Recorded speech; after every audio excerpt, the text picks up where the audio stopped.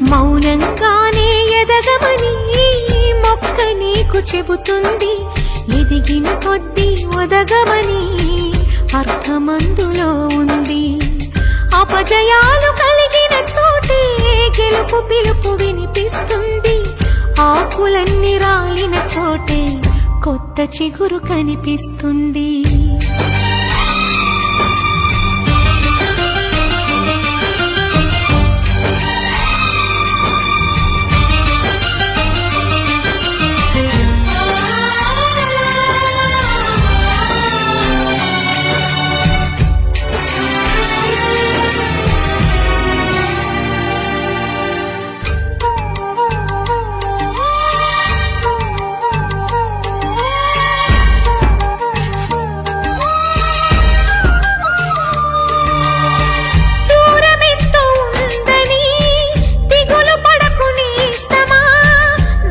చేర్చుదారులు కూడా